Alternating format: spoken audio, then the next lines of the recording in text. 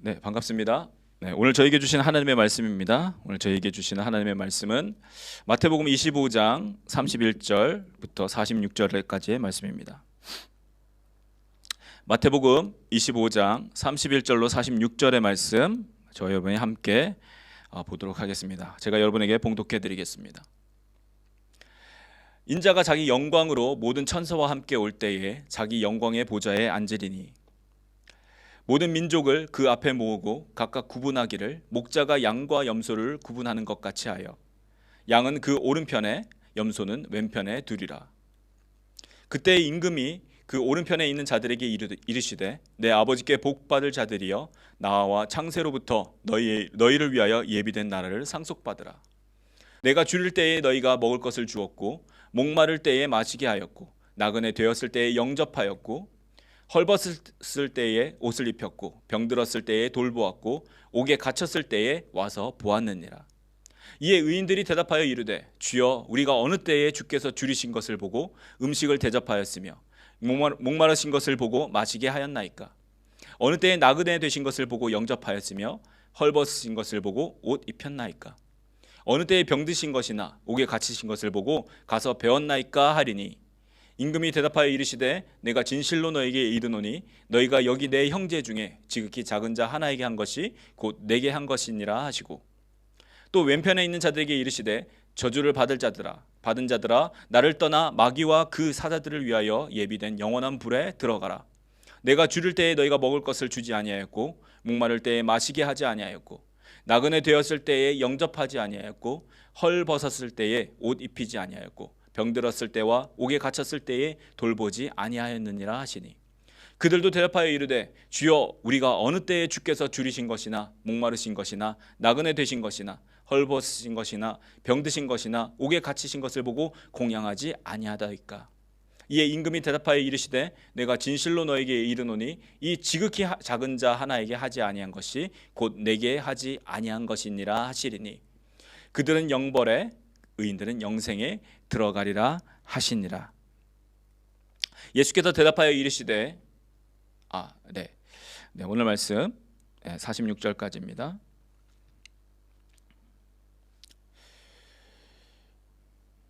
오늘 벌써 13번째 시간입니다. 천국 시리즈 13번째 시간.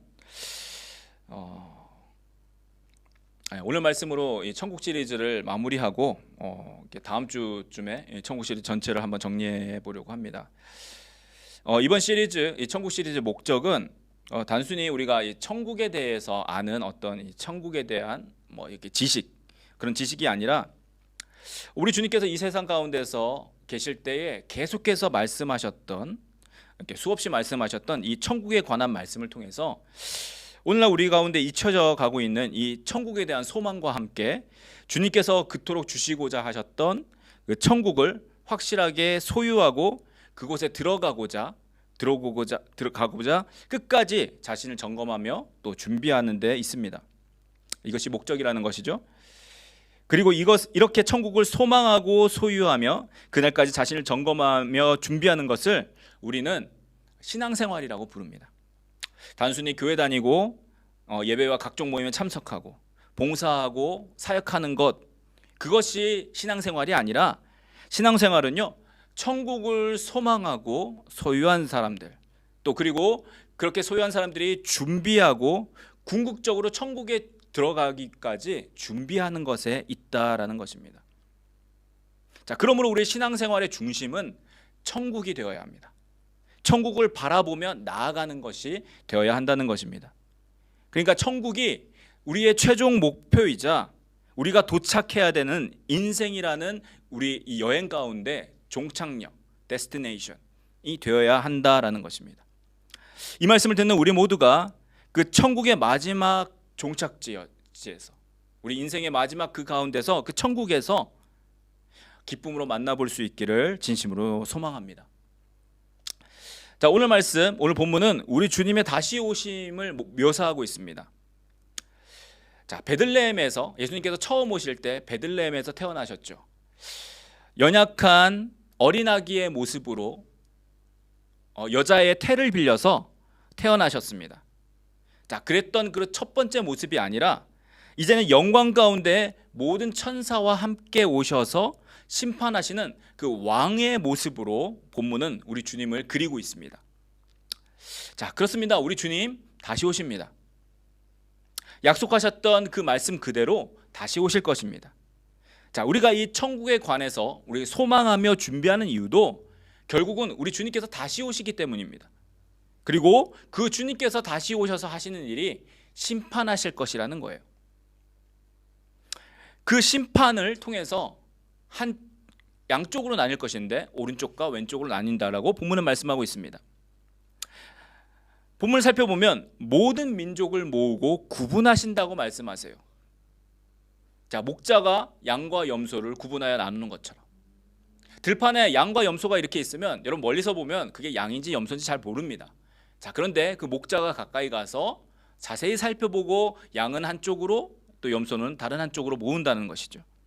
자, 그와 같이 오른쪽과 왼쪽으로 나뉠 것이다라고 말씀합니다.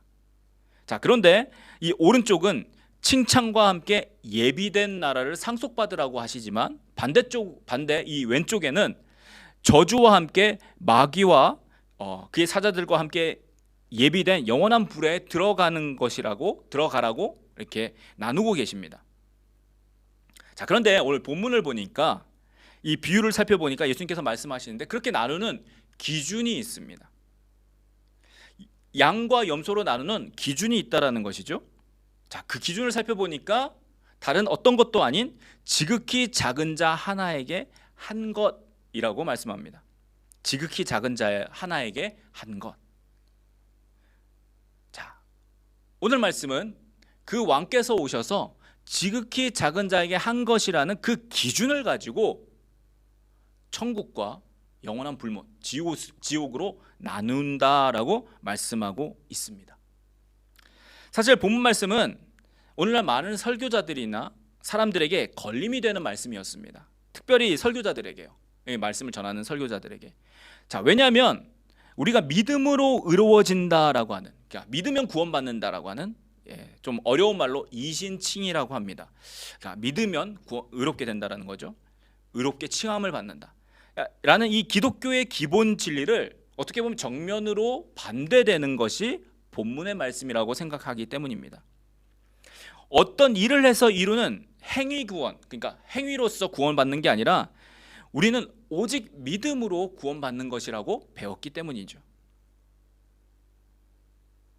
자, 이렇게 이신칭이 믿음으로 의롭게 된다라는 이 믿음으로 구원받는 것은 마틴 루터가 종교개혁을 통해서 로마 카톨릭에서 나올 때 로마 카톨릭의 어떤 행위 구원이 아니라 오직 믿음으로 얻는 구원으로 오늘날 우리 개신교, 그렇죠? 우리 기독교가 이루어졌기 때문입니다.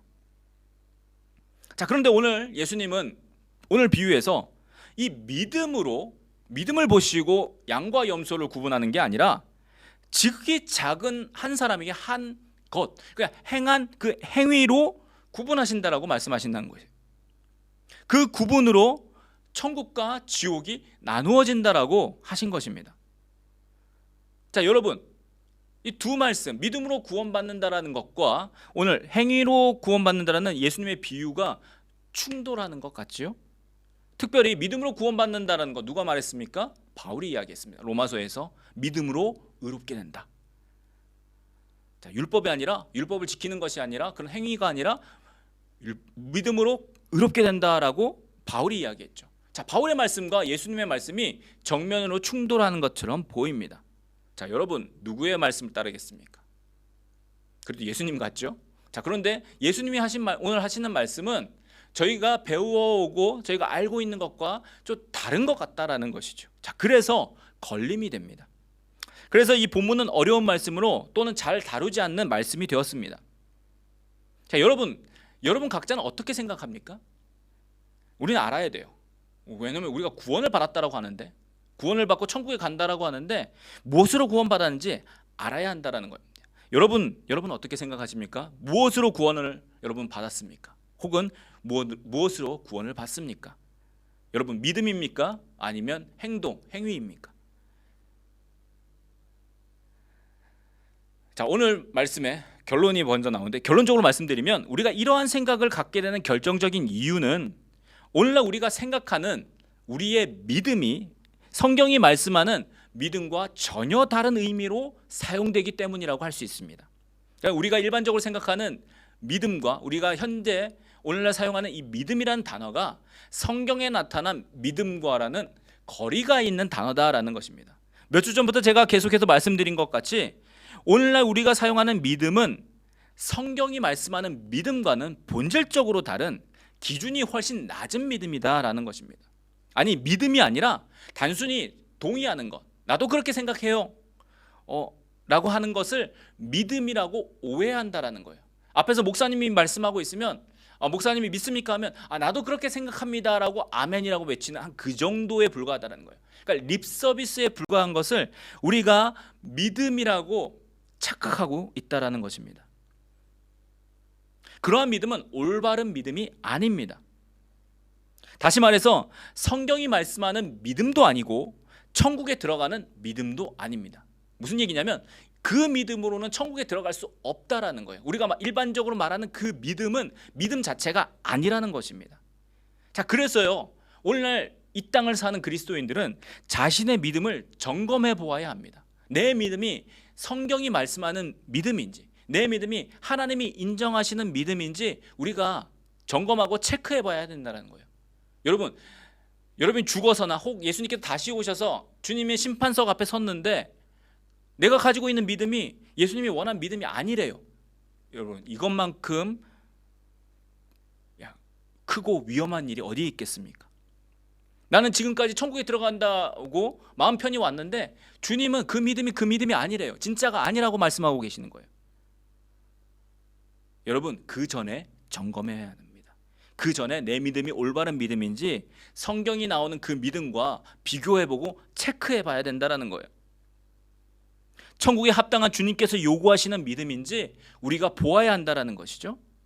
자, 그렇다면 성경에서 말씀하는 올바른 믿음, 성경에서 말씀하는 믿음, 워낙 요즘에 가짜 믿음이 많으니까 올바른 믿음이라고 하겠습니다. 이 올바른 믿음은 무엇일까요? 자, 예수님은 밤에 몰래 찾아온 니고데모, 바리새인이자 유대인의 지도자였던 이 니고데모에게 이렇게 말씀하십니다. 요한복음 3장 3절인데요. 진실로 진실로 내게 이르노니 사람이 거듭나지 아니하면 하나님의 나라를 볼 수 없느니라.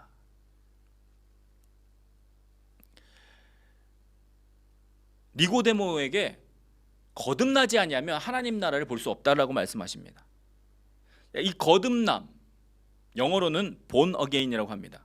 다시 태어나는 것이라고 이야기하죠. 자, 이 다시 태어남이 없으면 하나님 나라, 천국을 볼 수 없다라는 거예요. 천국에 들어갈 수 없다라는 거라고 말씀하셨습니다. 자, 그러니까 이 다시 태어나는 것, 이 거듭남에 대해서 니고데모가 질문을 합니다. 사람이 늙으면 어떻게 다시 태어날 수 있습니까? 두 번째 모태, 그냥 엄마 뱃속에 다시 들어갔다 나와야 됩니까? 라고 묻습니다.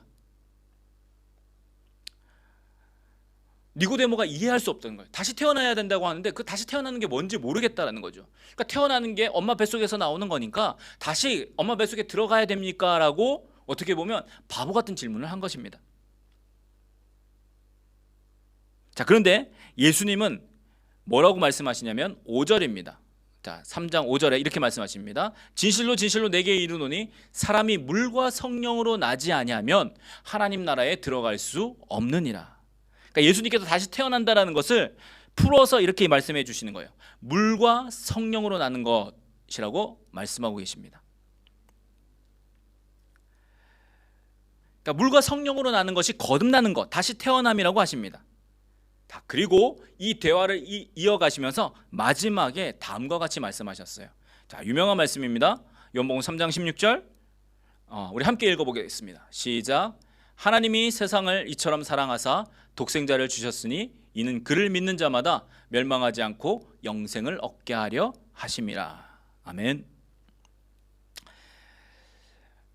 자, 여기에서 의미하는 것들이 많지만 예수님께서 말씀하신 것을 간단하게 요약하면 거듭나는 것은 물과 성령으로 나는 것인데, 자, 그것이 무엇이냐면 하나님이 세상을 사랑하여 주신 독생자를 믿는 것이요, 그렇게 믿는 자에게 영생을 주시겠다라고 하신 말씀이라는 겁니다.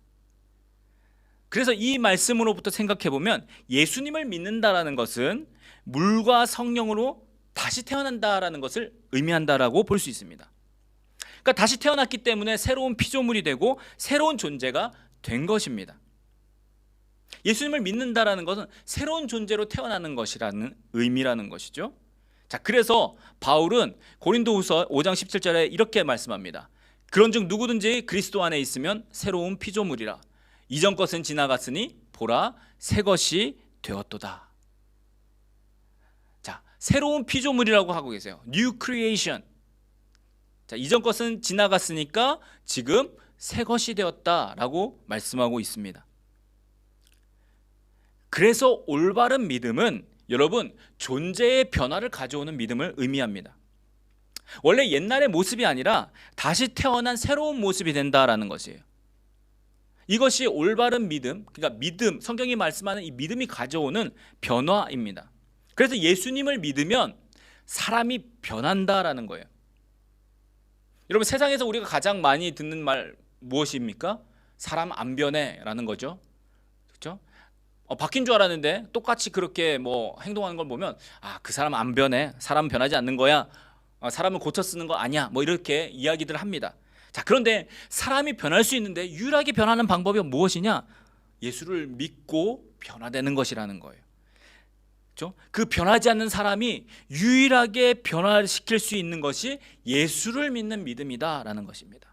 왜요? 이 믿음이 그 사람을 New Creation, 그렇죠? 새로운 존재, 새로운 피조물로 다시 태어나게 하는 것이기 때문입니다. 자, 그리고 이렇게 새롭게 태어난 새 사람은 한 가지가 변화됩니다. 그것이 무엇이냐면 죄에 대해서 민감해집니다. 예전에 아무것도 몰랐을 때 익숙했던 것들이 불편해집니다. 누구도 뭐라는 사람이 없는데 혼자 있음에도 불구하고 마음에 찔립니다. 자, 왜 그럴까요? 다시 새롭게 태어남으로 우리가 하나님이 미워하시는 죄에 대해서 민감해지기 때문입니다. 그전에는 아무런 생각 없이 아무런 죄책감 없이 행하던 일들이 어느 순간부터, 그 어느 순간이 다시 태어나는 이 거듭난 순간으로부터 마음에 걸리기 시작한다는 거예요. 죄에 대해 민감해지기 시작합니다. 그렇게 새로운 나 자신이 태어나 하나님을 경외하게 되는 것, 이것이 믿음으로 새롭게 되는, 믿음으로 거듭나는 것이다 라는 것이죠. 자, 그렇다면 예수 믿고 이렇게 새 사람이 되면, 새롭게 태어나면 죄를 안 짓습니까? 이제는? 그렇지 않죠? 자, 죄를 안 짓는 것이 아니라 이 죄를 민감하게 됨으로, 죄에 대해서 민감해짐으로 갈등이라는 게 생깁니다. 우리 안에서 이렇게 마음이 힘들어지는 거죠. 그렇죠? 이 갈등하는 것 때문에 오히려 더 힘들어집니다. 전에는 괜찮았는데 괴로워진다라는 거예요. 이것이 로마서 7장에서 바울이 말하는 갈등입니다. 바울도 자신 속에 하나님의 법이 있어요. 하나님을 즐거워하고 하나님의 원대로 하는 마음이 있어요. 자, 그런데 가만히 또 자신을 보니까 죄를 짓고자 하는 마음이 있는 거예요. 하나님이 미워하시는 일을 내가 행하고자 하는 마음이 자신 안에 있는 거예요. 그래서 이 두 사이에서 갈등하는 자신의 모습에 대해서 힘들다라고 표현하고 있습니다. 자, 로마서 7장 24절입니다. 오라 나는 공고한 사람이로다. 이 사망의 몸에서 누가 나를 건져내요. 내가 하나님의 법을 즐거워하는데 또 다른 내가 죄의 법을 또 사랑하고 즐긴다라는 거예요. 바울조차도 이 두 마음이 싸웠다라는 것입니다.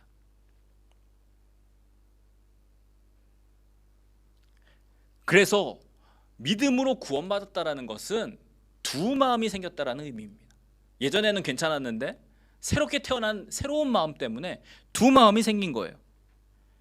그리고 그것을 통해서 우리가 변화받은 것을 의미한다라는 거예요. 그러니까 믿음으로 구원받았다라는 것은 여러분 변화받은 것을 의미합니다. 새롭게 태어난 것을 의미합니다. 그리고 이렇게 새로운 변화는 우리 내면 속에, 우리 마음 속에 있는 변화뿐만 아니라 하나님을 아버지라고 부를 수 있는 새로운 관계도 포함합니다. 그전에는 하나님을 아버지라고 부를 수 없었어요. 하나님은 그냥 멀리 계신 신이었어요. 창조자였어요. 아무런 관계가 없었어요. 왜요? 죄 때문에.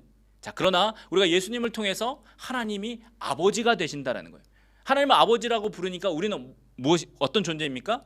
자녀, 하나님의 아들과 딸로서 살아갈 수 있는 존재가 된 것이죠. 자, 그래서 갈라디아서 4장 6절은 이렇게 말씀합니다. 너희가 아들임으로 하나님이 그 아들의 영을 우리 마음 가운데 보내서 아빠, 아버지라고 부르게 하셨느니라. 누구를요? 하나님을 아빠, 아버지라고 부르게 하셨다라는 거예요. 우리가 그런 존재가 된 것입니다. 아버지와 자녀라는 새로운 관계 속에 우리를 두신 것입니다. 자, 이것은요, 단순하게 그냥 하나님을 아버지라고 부를 수 있는 그렇게 된 것을 의미하는 것뿐만 아니라 아들이 아버지를 닮듯이 우리가 하나님 아버지라고 부른다라는 것은 우리가 하나님을 닮은 존재가 된다라는 의미를 담고 있습니다. 단지 우리의 겉모습, 하나님의 모습으로 창조된 우리 겉모습뿐만 아니라 우리의 속사람, 우리의 성품이 하나님을 닮은 존재, 하나님을 닮게 된다라는 의미입니다. 하나님의 성품을 담는다라는 거예요. 하나님이 하시는 것을 담는다라는 것이죠. 자, 하나님의 성품이 무엇입니까? 하나님의 성품을 담는다라는 게 과연 어떤 의미일까요? 사도 요한은 이렇게 말씀합니다. 요한일서 4장 7절에 이렇게 말씀합니다. 사랑하는 자들아, 우리가 서로 사랑하자. 사랑은 하나님께 속한 것이니 사랑하는 자마다 하나님으로부터 나서 하나님을 알고, 8절, 사랑하지 아니하는 자는 하나님을 알지 못하나니 이는 하나님은 사랑이심이라. 자, 하나님은 어떤 분이시라고요? 사랑이시다. 자, 하나님은 사랑이신데 사랑이 없는 자는 그러므로 하나님을 알지 못한다라고 말씀하세요. 사랑이 곧 하나님의 성품이기 때문입니다. 자, 그래서 사랑하지 아니하면 거짓말하는 자라고 해요. 같은 요한일서 4장 20절입니다. 누구든지 하나님을 사랑하노라 하고 그 형제를 미워하면 이는 거짓말하는 자니 보는 바 그 형제를 사랑하지 아니하는 자는 보지 못하는 바 하나님을 사랑할 수 없느니라. 아멘. 하나님은 사랑이십니다. 그 사랑이 하나님의 성품이세요. 자, 그러므로 그 아들인, 그 자녀된 우리는 하나님을 닮은 존재, 곧 사랑하는 자들로 하나님께서 만드셨다라는 겁니다. 자, 우리가 오늘 본문인 마지막 심판, 심판에 대한 모습을 말씀하다가 믿음에 대해서 이야기하고 결국 사랑에 대해서 이야기하게 된 이유가 무엇일까요? 이 모든 것이 사실 연결되기 때문입니다. 구원받았다, 천국에 들어간다, 이런 것은 우리가 일반적으로 생각하는 그 믿음, 여러분 세상에서 말씀하는 그 당신이 말하는 게 나도 동의해, 나도 그렇게 생각해 라고 말하는 그 정도의 뜻이 아니라 우리가 다시 태어나는, 새롭게 다시 태어나는 전인격적인 변화로서 하나님의 성품을 닮은 자가 된다라는 것을 의미한다는 거예요. 다시 한번 말씀드립니다. 천국에 들어간다, 구원받았다라고 하는 것은 전인격적인 변화라는 거예요. 하나님의 성품을 닮은 자가 되어야 들어간다라는 겁니다. 그것을 의미한다라는 거예요. 그리고 그것의 시작이 예수님을 믿는 것으로부터 시작되는 거예요. 중요한 것은 이러한 성품의 변화는 예수님을 온전하게 믿는다면, 거듭났다면 당연하게 반드시 나타나게 되어 있습니다. 여러분의 의지와는 상관없이, 여러분의 결정과는 상관없이 여러분이 거듭났다면 여러분 안에서 반드시 그 모습이 나타나게 되어 있다는 거예요. 표현이 되는다는 것입니다. 여러분, 율법 중에 가장 큰 계명이 무엇입니까? 큰 계명, 우리는 큰 거 좋아하죠. 그래서 율법사도 물었습니다. 예수님께, 예수님, 율법 중에 가장 큰 계명이 무엇입니까? 그랬더니 예수님께서 뭐라고 말씀하십니까? 가장 큰 계명은 하나님을 사랑하되 내 힘을 다하여, 내 뜻을 다하여, 내 목숨을 다하여 하나님을 사랑하는 것이라고 말씀하시죠. 그리고 두 번째 계명, 그 다음 계명으로 이웃을 내 몸과 같이 사랑하라고 답하여 주셨습니다. 하나님 사랑과 이웃 사랑, 이 두 가지, 이 꼭 지켜야 되는 계명이 사랑이라고 하신 거예요. 그리고 마지막으로 이것이 율법과 선지자다 말씀합니다. 당시에 율법과 선지라는 건 율법은 모세오경, 곧 토라, 그렇죠? 모세의 5가지 책을 의미하는 것이고 선지자, 나머지 책들을 의미합니다. 곧 구약 성경이라는 거예요. 구약 성경에서 말씀하는 것이 과연 무엇이냐? 하나님을 사랑하는 것과 이웃 사랑하는 것이라는 거예요. 하나님을 사랑하는 것이 어떤 것인지 가르쳐주고 또 이웃을 사랑하는 것이 무엇인지 가르쳐주는 것이 율법과 선지자 곧 구약 성경이다라고 말씀하시는 것입니다. 자, 왜 그렇습니까? 여러분, 하나님 사랑하면 하나님께서 기뻐하시는 일을 하기 원합니다. 여러분, 누군가를 사랑하면요, 그 사람이 싫어하는 거 하지 않습니다. 제가 아는 어떤 친구 중에 예쁜 자매를 따라다닌 형제가 있습니다. 그 친구 예수님 그렇게 잘 안 믿어서 당시에는 담배도 좀 피고 했어요. 그런데 그 좋아하는 여자애가 담배 냄새를 싫어하는 거예요. 자기가 좋아한다고 생각하는 그 여자애가 담배 냄새가 싫고 예수 안 믿는 거 안 좋아하는 거예요. 자, 그러니까 이 친구가 어떻게 합니까? 그날 담배를 끊더라고요. 사랑의 힘은 놀랍습니다. 왜 그렇습니까? 내가 상대방을 사랑하니까 그 사랑하는 사람이 싫어하는 것, 하기 싫어하는 것, 보고 싶지 않은 것을 하지 않게 되더라는 거예요. 이것이 사랑입니다. 예수님께서 제일 큰 계명을 왜 하나님을 사랑하는 것이라고 한 것은 하나님을 사랑하게 되면 하나님이 미워하시는 것, 싫어하는 것 하지 않고 하나님이 기뻐하시는 일을 한다라는 것이에요. 여러분, 율법 중에 율법을 쫙 줄여놓으면 10가지 계명을 줄어듭니다. 곧 10계명인데요. 1계명부터 4계명까지 무엇입니까? 하나님을 사랑하는 것이. 여러분, 하나님을 사랑하면 하나님 외에 다른 신을 섬기지 않아요. 여러분, 하나님을 사랑하면 우상을 만들지 않습니다. 여러분, 하나님을 사랑하면 하나님의 이름 가지고 장난치지 않아요. 함부로 사용하지 않습니다. 여러분, 하나님을 사랑하면요, 하나님의 나를 즐거워하며 지킵니다. 왜요? 하나님 사랑하기 때문에. 그것이 하나님이 기뻐하신다는 것을 알기 때문이에요.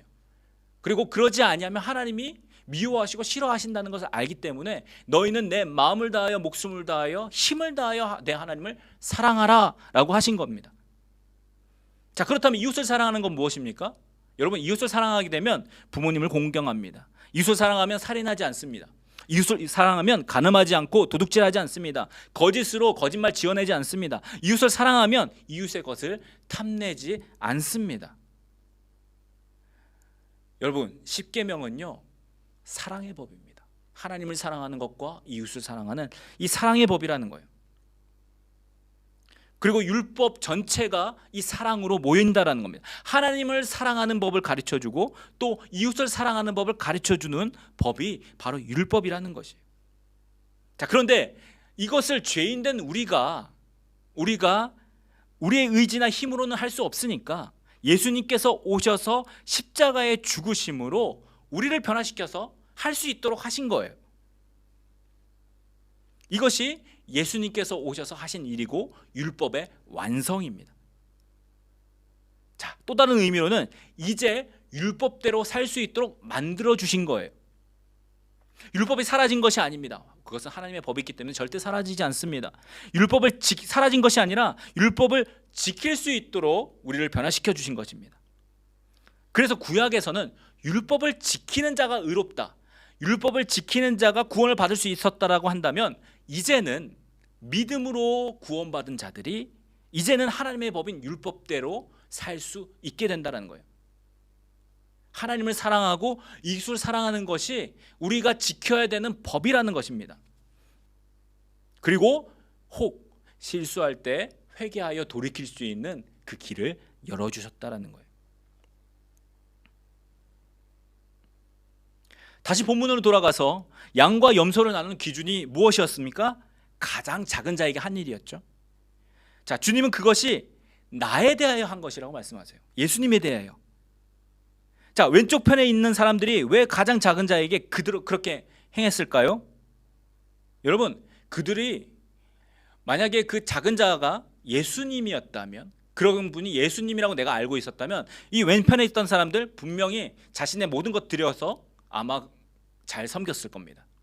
자, 그런데 예수님은 그러한 모습으로 예수님으로 보여주시지 않고 가장 작은 자의 모습으로 그들에게 나타났는데 그들은 아무 생각이 없었어요.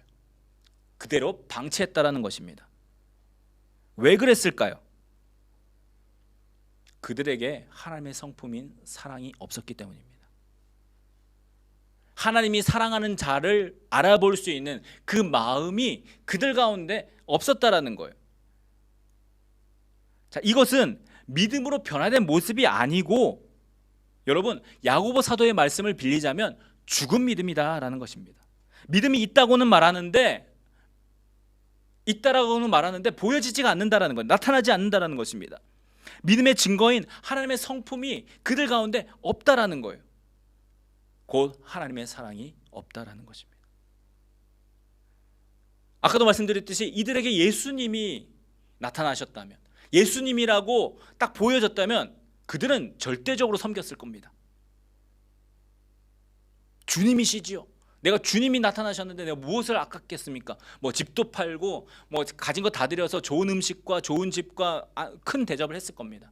자, 그런데 그들이 보는 눈앞에는 예수님이 아니라 무시하고 지나가도 될 만한 작은 자였어요.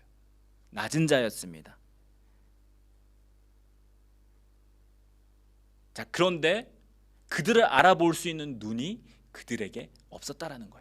근데 그것이 어디로부터 비롯되었느냐? 곧 하나님의 사랑이 없었다는 거예요. 하나님의 성품인 사랑이 그들 속에 없었다라는 것입니다. 여러분 안에 하나님의 사랑이 있으십니까? 여러분 안에 하나님의 사랑이 있으세요? 하나님이 보시는 곳을 볼 수 있는, 하나님이 사랑하시는 것을 깨달을 수 있는, 하나님의 마음이 가는 곳에 여러분의 마음도 갈 수 있는 그 사랑이 여러분 가운데 있으십니까? 점검하셔야 합니다. 예수 믿으면 구원받는다라고 하는 것은, 그러므로 여러분 그 의미는 매주 교회에 출석하고 여러분 목사나 장로나 집사의 직분을 받고 사역하고 봉사하는 것으로 구원받는다라는 의미가 아니에요. 여러분 주기도문을 여러분 외울 줄 알고 사도신경으로 고백할 수 있다고 해서 그것을 하루에 수십 번씩 반복한다고 해서 구원받는다라는 의미가 아닙니다. 예수 믿는다라는 것은 다시 태어나는 본질적인 변화로서 하나님의 성품이 그 안으로 와서 하나님의 성품으로 살아가는 존재, 그 사람이 된다라는 의미입니다. 하나님의 성품인 그 사랑으로 변화되어서 하나님의 성품으로 살아가는 존재, 그들이 구원받는 사람들이라는 거예요. 중요한 것은 무엇이냐? 우리가 천국 가면 변화되는 것이 아니라는 거예요. 우리가 천국 가면, 우리가 이렇게 이야기합니다. 그때 되면 바뀔 거야. 지금은 미워하고 지금 막 이렇게 살아가는데 그때 되면 바뀔 거야. 아니에요. 천국 가면 변화되는 게 아니라 이 땅에서 변화된 삶을 살다가, 이 땅에 천국의 모습으로 살다가, 이 땅에 천국 백성으로 살아가다가 천국에 들어가는 거예요. 그날에 우리는 이미 변화된 존재로서 이 땅에서 천국의 모습을 가지고 사는 사람들이 곧 천국 백성이자 천국에 들어갈 사람들이라는 겁니다. 여러분, 천국 가면 달라지는 것은요, 그곳에는 죄에 대한 유혹이 없는 것만 달라져요. 그곳에 가면 죄에 대한 유혹 없이 영원히 영광 가운데 하나님의 성품 가지고 살아가는 사람들이라는 거예요. 자, 그런데 이 땅 가운데서 우리가 변화된 자들, 천국 백성으로 사는 사람들이 그 땅에 들어간다라는 겁니다. 여러분, 변화되셨습니까? 진정으로 변화되셨습니까? 여러분 안에 하나님의 마음, 하나님의 성품이 있으십니까? 그 성품이 여러분 우러나오십니까? 여러분 바뀌셨습니까? 곧 거듭나셨습니까? 그래서 성경은 이 믿음에 대해서 말씀할 때 그냥 단순하게 말로 하는 립 서비스가 아니라 행동을 포함하는 것을 항상 이야기합니다. 아까 바울 말했죠. 바울이 믿음을 강조했던 이유는 유대인들이 하도 와가지고 율법을 지켜야 된다고, 율법 그 율법도 성경이 말하는 하나님이 정하신 그 율법이 아니라 자신들이 만들어낸 그런 여러 가지 관습들과 그런 어떤 장로들의 전통을 지켜야 된다고 하니까, 그것이 아니라 너희가 믿음으로 구원받는다는 걸 강조하다 보니까 그렇게 된 것이지, 바울이 행위를 절대 무시한 것이 아닙니다. 행동 없는 믿음을 말한 것이 아니라는 거예요. 여러분 데살로니가전서를 보겠습니다. 데살로니가전서 1장 3절에 이렇게 말씀합니다. 너희의 믿음의 역사와 사랑의 수고와 우리 주 예수 그리스도에 대한 소망의 인내를 우리 하나님 아버지 앞에서 끊임없이 기억함이니 라고 되어 있습니다. 여러분, 믿음을 이야기할 때 뭐라고 말씀하죠? 여기서 바울이 믿음의 역사라고 이야기합니다. 개역성경에는 이걸 역사라고 표현하는데 이게 원래 뜻이 일입니다. 그 밑에 영어 성경에 보니까 Father, your work of faith라고 되어 있죠. work, 그러니까 일이라는 거예요. 일하는 것을 의미합니다. 그러니까 이 믿음이 행동으로 나타나는 것을 바울이 알고 있었다는 거예요. 믿음이 있다는 것은 역사, 일로서 나타난다는 것을 바울이 알고 있었다는 거예요. 그러니까 믿음의 증거는 믿음을 가지고 있다는 그것에 대한 행동이라는 겁니다. 그러니까 믿음이 내가 있다 없다 무엇을 알 수 있냐? 그 믿음의 행위가 나타나느냐, 믿음의 역사가 나타나는 것으로 나타나느냐 아니냐라는 것으로 우리가 알 수 있다라는 거예요.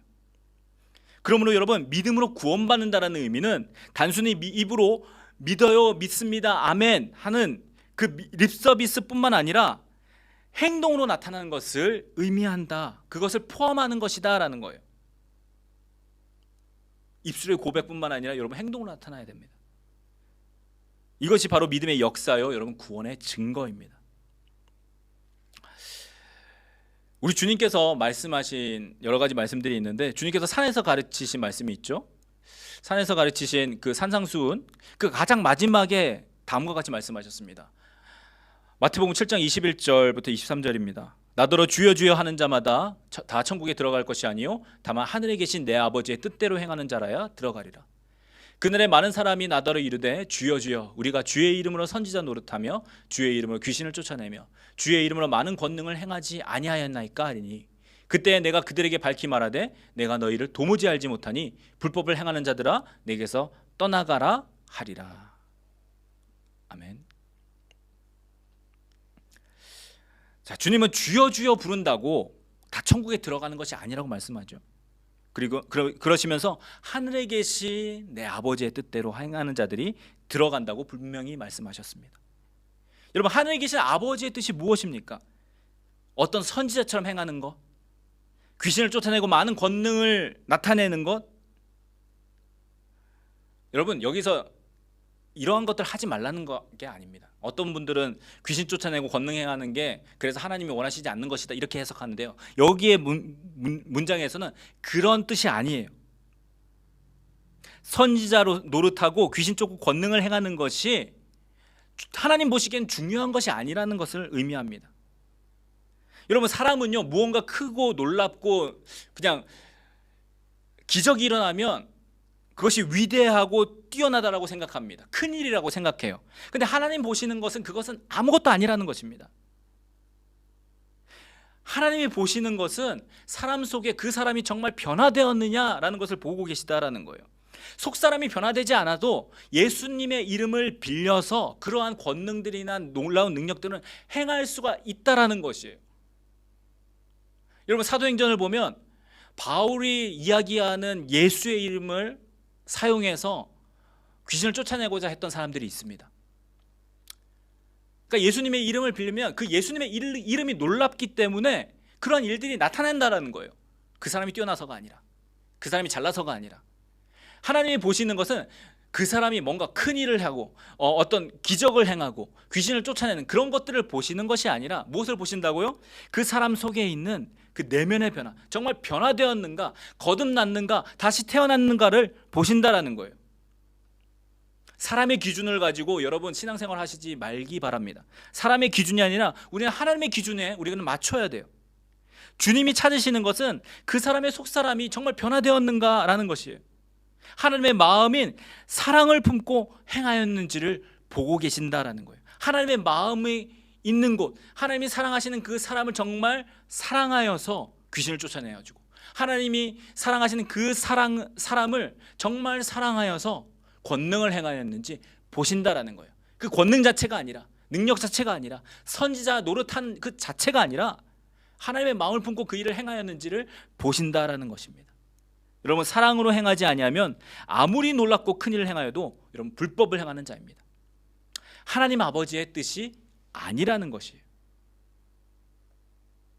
여러분, 주님이 찾고 계신 거 보이십니까? 주님이 여러분 가운데서 찾고 계신 거, 찾으시는 것이 보이십니까? 바로 여러분 안에서 하나님의 마음인, 하나님의 성품인 그 사랑이 있는가를 보고 계시다라는 거예요. 그것을 찾고 계신다라는 것입니다. 자, 여기서 잠깐 이 사랑한다, 하나님의 이 사랑이라는 의미는 무조건 괜찮아 한다는 의미가 아닙니다. 그냥 무조건 괜찮아 괜찮아 하는 것이 아니라는 거예요. 여러분, 마귀는요 이 성경 속에 이 단어들을 지 마음대로 많이 바꿔놨습니다. 그래서 오늘날 이것을 착각하게 만들어요. 아까 믿음도 마찬가지지만 이 사랑도 마찬가지입니다. 오늘 이 사랑 무조건 괜찮아 괜찮아 하는 것으로, 사랑이니까 다 품어줘야지, 사랑이니까 누구든지 오라고 이야기합니다. 죄인들은 다 와야죠. 중요한 건 뭐냐면 그 죄인으로서 계속 살도록 내버려 두는 것도 사랑이라고 이야기합니다. 왜요? 그들이 상처받지 않도록 이야기하는 것. 여러분, 성경이 말하는 사랑은요 그게 아니에요. 절대로 그게 아닙니다.